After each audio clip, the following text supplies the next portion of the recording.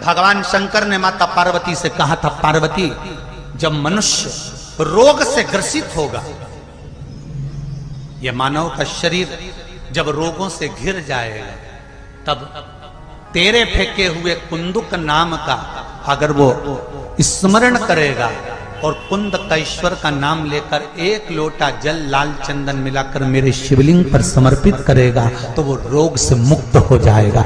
जितने आस्था चैनल पर कथा सुन रहे हो, जितने फेसबुक और यूट्यूब पर सुन रहे हो, बहुत सावधानी से सुनना। 2 बार पशुपति व्रत कर लिए, आपने ये कर लिया, आपने प्रदोष कर लिया, आपने सोमवार कर लिया, आपने सारे अनुष्ठान कर लिए, बहुत सारे उपाय भी करे, तो शुक्रवार के दिन अगर शंकर के मंदिर में जल चढ़ाया जाए तो नारी का अखंड सौभाग्य होता है। छोड़ मत देना, 1 लोटा पानी बिल्कुल मत छोड़, जपे जा, लगे जा, करे जा। अगर तेरे घर में लक्ष्मी नहीं आ रही हो तो कमल गट्टे को पानी में डाल शिव जी को चढ़ा करा। कमल का फूल बाजार में मिल रहा हो, जब तक कमल का पुष्प बाजार में मिले तब तक एक कमल का पुष्प सोमवार की सोमवार शंकर को चढ़ाना चालू कर दे। सोमवार को नहीं चढ़ाए तो प्रदोष को चढ़ा, पर शंकर की भक्ति कर। और कमल का फूल ना मिले तो कमल गट्टा पानी में डाल, उस पानी को शंकर पर चढ़ा, पर चढ़ा देख, क्योंकि शिव के चरणों में रहने के लिए माता ख्याति ने लक्ष्मी देना चाहिए, और लक्ष्मी जी को भगवान शंकर ने नारायण को दे दिया। अगर वही कमल के पुष्प पर लक्ष्मी का निवास होता है, इसलिए दीपावली पर कमल का फूल शिव जी को, भगवान माता लक्ष्मी को समर्पित होता है। कमल का पुष्प मेरे भगवान विष्णु ने शंकर भगवान को सावन के महीने में 108 दिए थे। वो पुष्प का फल इतना मिला कि भगवान विष्णु को सुदर्शन चक्र मिल गया था। सुदर्शन चक्र किसका था? भगवान शंकर का। वो चक्र भगवान विष्णु को दिया। ले लो, तुमने कमल के फूल चढ़ाए 108, ये कमल का पुष्प चढ़ाने का फल ये कि अपना सुदर्शन चक्र तुमको देता हूं, दुष्टों का संहार करना ये आपको देता हूं। भगवान विष्णु सुदर्शन चक्रधारी हो गए। केवल कमल का पुष्प चढ़ने से भगवान नारायण को लक्ष्मी प्राप्त हो जाती है, इसलिए लक्ष्मी जी की प्रियता कमल का पुष्प है। वो कमल के पुष्प का जल, कमल का जल या कमल गट्टे का जल शंकर पर आप प्रदोष की प्रदोष, सोमवार की सोमवार। नहीं आ रही ना लक्ष्मी, पैसा नहीं आ रहा, अब आपने सब दूर माथा टेक लिया, चढ़ाना चालू करो। एक कमल गट्टा पानी में डालो, उस पानी को शिव जी को चढ़ाओ, चढ़ाइए।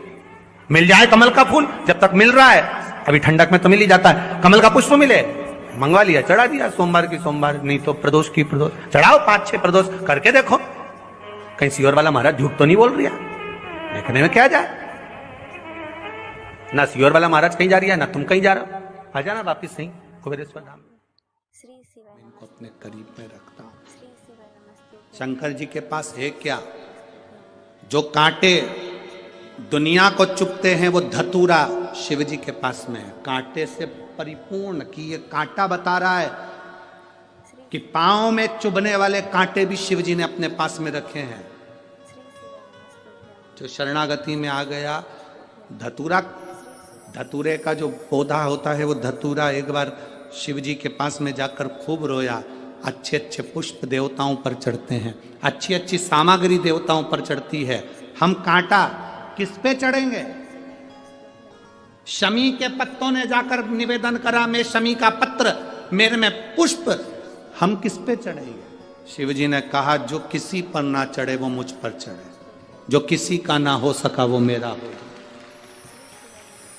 जो किसी का नहीं हो सका वो मेरा हो जाए। फटा हुआ 10 का नोट, घिसा पिटा सिक्का 5 का 10 का दुकान पे नहीं चलता, बैंक में नहीं चलता, भगवान के मंदिर में चलता। फटा 10 का नोट, घिसा पिटा सिक्का बैंक में नहीं चल रहा है, दुकान पर नहीं चल रहा है, दान पेटी में चल रहा है, आरती में चल रहा है, शंकर जी के मंदिर में चल रहा है। तो किसी ने पूछ लिया भोलेनाथ से, लोग नया कड़कड़ाता हुआ 100 का नोट 500 का नोट तो दुकान पे लेकर जाते हैं, चल जाता है, अच्छे अच्छे सिक्के बैंक में चल जाते हैं, और फटा हुआ नोट तुम्हारे मंदिर में शंकर जी देकर चले जाते हैं। तुमको बुरा नहीं लगता ये फटा हुआ देगा? शंकर जी बोले सबको मालूम है जो कहीं नहीं चलेगा वो मेरे पास चलेगा, सबको मालूम, जो कहीं नहीं चलता वो मेरे पास चलेगा। जो किसी काम का नहीं वो मेरे काम का है। आप बताओ, तुम बताओ किसके काम का? धतूरा किसके काम का है? शंकर जी के काम का। बेलपत्र किस काम की? शिव जी के काम की। सांप, आप में से कितने लोग होते जो अपने घर में सांप पाल लेते हैं? कुत्ता पाल लोगे, गाय पाल लोगे, बकरी पाल लोगे, तुम चूहा पाल लोगे, जो पक्षी पाल लोगे, पर कोई नहीं होगा जो सांप पालेगा। भटिंडा में हो तो बात दूसरी है, हमारे क्षेत्र में तो सांप पालता है, किसी काम का नहीं। बिच्छू कानों में डाले हुए। तुम में से कितने लोग हैं जो बिच्छू को पालेंगे? बिच्छू तुम्हारे पास में आ जाए तो भग जाओ, पर बिच्छू भी उसने पाल रखा। जो किसी काम का नहीं वो मेरे काम का। भूत किसको अच्छे लगते हैं? प्रेत किसको अच्छे लगते हैं? पितर किसको अच्छे लगते हैं? डाकनी किसको अच्छी लगती है?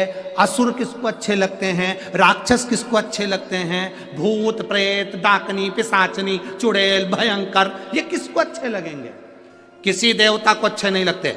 भगवान विष्णु की शादी हुई, किसी को नहीं बुलाया। ब्रह्मा जी की शादी हुई, किसी को नहीं बुलाया। इंद्र की शादी हुई, किसी को नहीं बुलाया। राम जी की शादी हुई, किसी को नहीं बुलाया। भगवान कृष्ण की शादी हुई, किसी को नहीं बुलाया। शंकर भगवान ने पहला निमंत्रण इनको दिया, तुम मत आओ, इनको आने दो। जिसको कोई नहीं पूछता उसको महादेव पूछते हैं, जिसको कोई नहीं बुलाता उसको महादेव बुलाते हैं।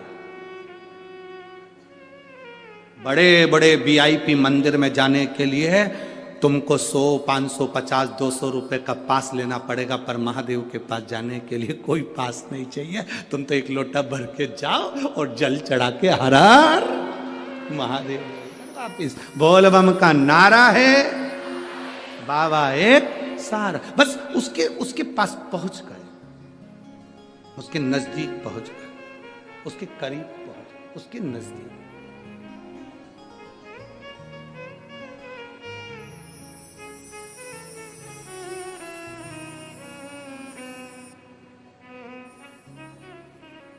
इसीलिए आप लोगों को बार बार कहा,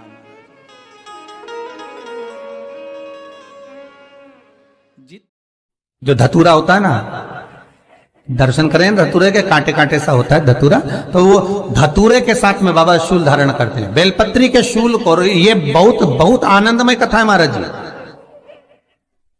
जिसके जीवन में हमेशा कांटे ही मिले हैं। बेटी बड़ी हुई तो घर में मायके में दुख देखा, और मायके से गई ससुराल में तो ससुराल में दुख देखा। ससुराल में भी दुख देखने के बाद में भी पति को बहुत कुछ काम खुलवाया, बहुत धंधे खुलवाए, नौकरी लगवाई, पर वो पति बार बार छोड़ कर आ गया, बार बार तकलीफ भोग रहा है, बार बार कष्ट भोग रहा है। फिर थोड़े दिन काम करता है, थोड़े दिन छूट जाता है, फिर व्यापार में बढ़ता है, फिर छूट जाता है, फिर कोई दुकान खुलवाई, थोड़े दिन अच्छी चली, फिर वापस वहीं घर पर आकर बैठ गया। अर्थात उसके जीवन में वो शूलता चल रही है। तो बाबा देवाधिदेव महादेव कहते हैं, ये 3 घड़ी, 3 पल, 3 नक्षत्र, 3 समय, 3 दिन में जो शूल मुझे समर्पित करता है उसके जीवन से मैं शूल हटा देता। वो 3 दिन लिखे स्कंद पुराण।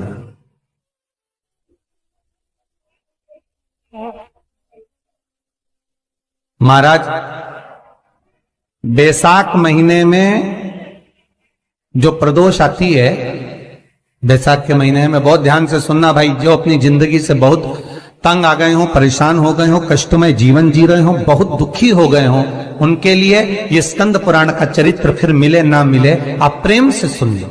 आओ, पहला बैसाख महीने की प्रदोष, चाहे वो शनिचरी प्रदोष हो, चाहे रविवार की हो, सोमवार की हो, मंगल की हो, बुधवार की हो, गुरुवार की हो, शुक्रवार की हो, शनिवार की हो, कोई भी वार की हो, पर बैसाख महीने की प्रदोष, प्रदोष काल में शाम का समय सूर्य डूब रहा हो, बस डूबा ही हो, और उस समय पर सूर्य के डूबन के तुरंत बाद बाबा को धतूरे के साथ में बेलपत्री ना चढ़ाते हुए बेलपत्री के वृक्ष के 7 कांटे बाबा के शिवलिंग पर समर्पित करे जाते हैं। महाराज, अपनी जिंदगी में अड़चनों को हटाने के लिए। फिर आप जिस व्यापार में उतरे, जिस व्यवसाय में उतरे, जिस नौकरी में उतरे, आप दिल से करें, आपको तरक्की मिलेगी। आप हार नहीं सकते, नीचे नहीं आ सकते, उन्नति पर ही चढ़ेंगे। एक वैशाख मास की प्रदोष,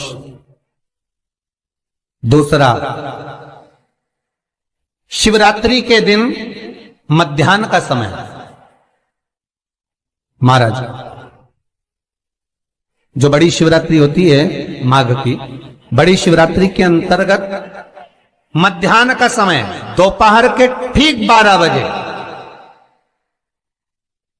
चाहे फिर वो कोई भी दिन हो महाराज, शिवरात्रि जिस दिन पड़ रही हो,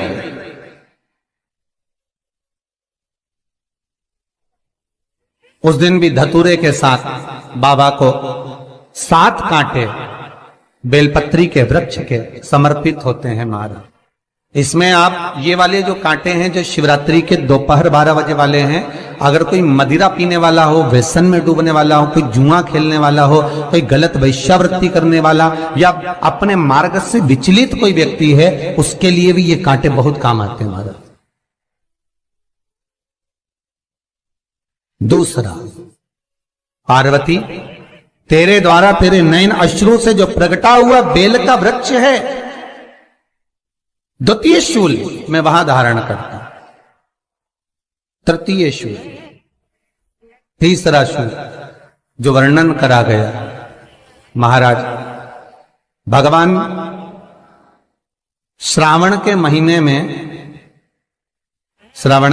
में जो भी दूसरा सोमवार पड़े, जो भी पड़े, श्रावण के महीने का जो दूसरा सोमवार होता है, उस दूसरे सोमवार में रात्रि के समय पर, अर्थात शास्त्र अब घड़ी और पल का स्मरण करेंगे तो रात्रि के बजेंगे 10 से 12 बजे महाराज, 10 से 12 के बीच में धतूरे के साथ बाबा को शूल समर्पित होता है महाराज।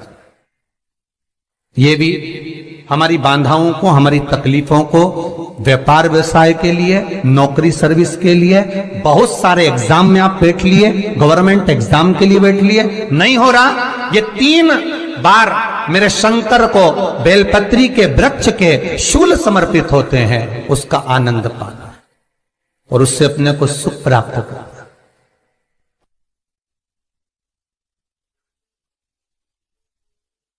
कि बाबा भोलेनाथ जी के नयन अश्रु से जो प्रकट हुआ वो रुद्राक्ष का पौधा है, माता पार्वती के नयन अश्रु से जो प्रकट हुआ वो बेलपत्री का पौधा है, और उमा और महेश, जिस महेश के वंशज है महेश्वरी, जिनकी 12 खाम प्रगटी है भगवान महेश के द्वारा,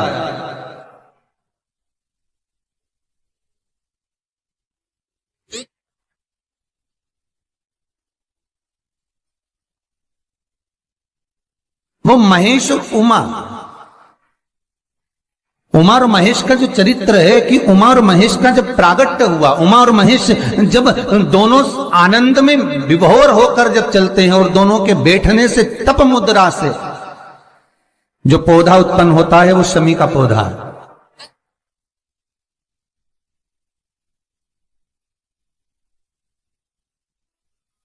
शमी का पौधा। तो एक बात ध्यान रखिए, शिव जी के द्वारा जो निर्मित हुआ उसमें कोई शूल नहीं है, उसमें कोई कांटे नहीं है। पार्वती के द्वारा जो निर्मित हुआ बेलपत्री का पौधा, उसमें कांटे हैं, और पार्वती के मिलन से भी जो उत्पन्न हुआ है शंकर के साथ में, उसमें भी कांटे हैं। शमी के पौधे में भी कांटे, शमी के वृक्ष में भी कांटे।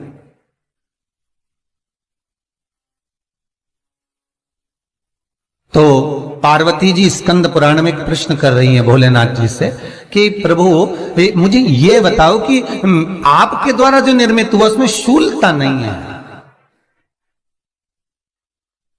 पर मेरे द्वारा जो निर्मित हुआ उसमें शूल क्यों आया है, उसमें कांटा क्यों आया है? थोड़ा सा माताओं, मेरी जीजियों, आपको थोड़ा बुरा तो लगेगा इस प्रसंग को सुनकर, पर लग जाए, पर आज कथा निकली है तो सुन लो है कि शिवजी जिस रुद्राक्ष को उत्पन्न कर रहे हैं उसमें शूलता नहीं है। पर पार्वती जी जो संग में मिली हैं उसमें भी शूलता है, और पार्वती के द्वारा जो प्रकट हुआ बेलपत्र उसमें भी शूलता है। तो भगवान महादेव बोलते हैं, पार्वती मैं तुझे कुछ कहूं और कहने पर तुझे तेरे हृदय में कोई बात चुभे, शूल लगे तो मुझे ठीक नहीं लगेगा। नहीं नहीं नहीं, आप कहिए प्रभु, मैं सुनने के लिए तैयार हूं, आप तो बोलो कि कारण क्या है। भगवान कहते हैं, पार्वती बस अंतर इतना है, नारी का जो स्वभाव होता है, स्त्री का जो स्वभाव होता है, उसके हृदय में छोटी छोटी बात के शूल बहुत होते हैं।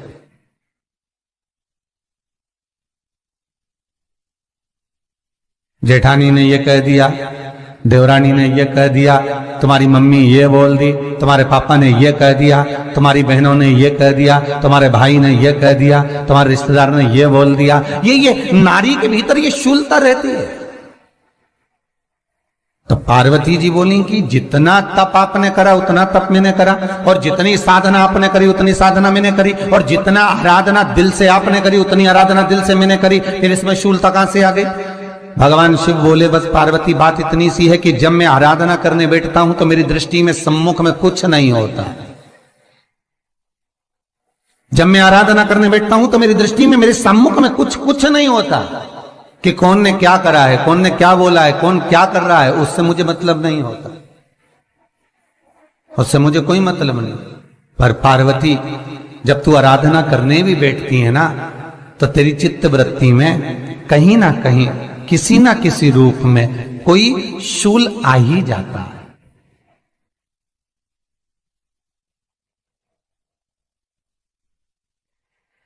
कई माताओं की आदत देखी साहब, भगवान की सेवा करने बैठी है तो भी भीतर थोड़ा सा शूलता भरी हुई है। महाराज बताओ, इतने सारे भगवान इकट्ठे कर लिए, मैंने बोला था बहू से कि वहां रख लेती है, बताओ इतने सारे यहां पर लाकर रख दिए हैं, अब इसकी सेवा करना पड़ रही है, अब ये करना पड़ रहा है। प्रसाद लेने के लिए रसोई घर में गई, भगवान का भोग लगाने के लिए, तो उसमें भी शूलता आ गई। इतने घंटों से मैं सामान ढूंढ रही, फ्रिज में मिल ही नहीं रहा, मैंने रख के गई थी, भगवान जाने कहां चले गए। भगवानों को वस्त्र पहना रही है तो शूलता है। अलमारी का ड्रॉज खोला, इसमें मैंने सामान रखा था, ना जाने भगवान का श्रृंगार कहां चले गया, कौन ने हाथ लगाया, फिर शूलता आ गई। भोजन करने बैठे तो शूलता है, कोई कार्य के लिए जा रहे हो तो शूलता है। अर्थात कहीं ना कहीं नारी के जीवन में शूलता बनी हुई है। और पार्वती जब तुम भजन करो, तप करो, साधना करो, भक्ति करो, उसमें शूलता नहीं होना चाहिए। और इसी तरह के अच्छे अच्छे वीडियो देखने के लिए हमारे चैनल को लाइक करना, शेयर करना, सब्सक्राइब करना। मिलते हैं अगले वीडियो के साथ। श्री शिवाय नमस्तुभ्यम। हर हर महादेव।